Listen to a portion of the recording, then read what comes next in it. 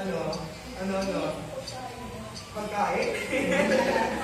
Ano sa tingin nyo ang ginamit ni David na sandata? Bato at tirador. Tirador. Nakita na kayo ng tirador? Yung ginagano, di ba? Ginagano, di ba? Tirador, di ba?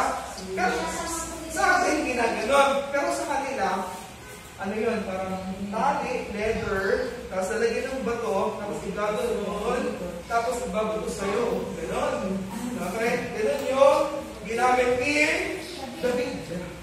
So, kaharap niya si Goliath. No? Andiyan si Goliath, napakataas sa harap niya. Tapos si David, napakaliit. Ang kalala ni David ay tirador. Sa tingin niyo, anong reaction ni Goliath? Matatakot ba si Goliath kay David? Siyempre hindi. Anong gagawin ni Goliath? Pagtatawanan. Ano? Pagtatawanan. Yan lang ang dala mo.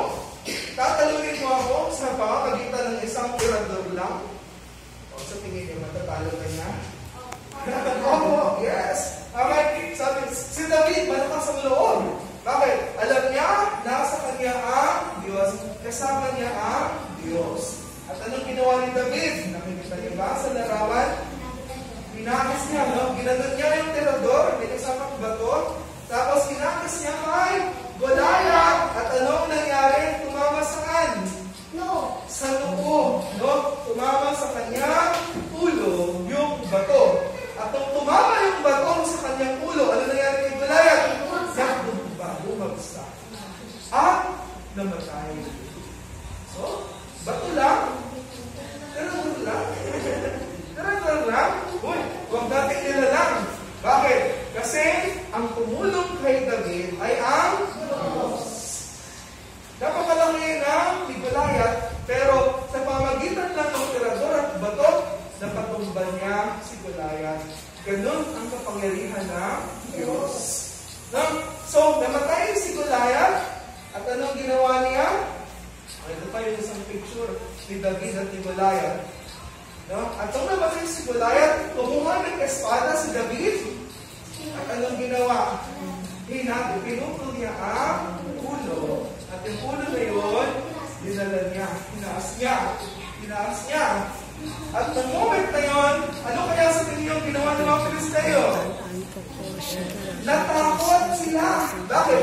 Yung pinakamalakas sa kanila, napatay ng isang bata. Yung pinakamalakas sa kanila, napatay ng isang bata. Paano ito kaya yung iba? So, ano nangyari? Takot na takot yung mga Filisteo. At sila ay, nagtakbuhan palayo. Inabot sila ng mga Israelita.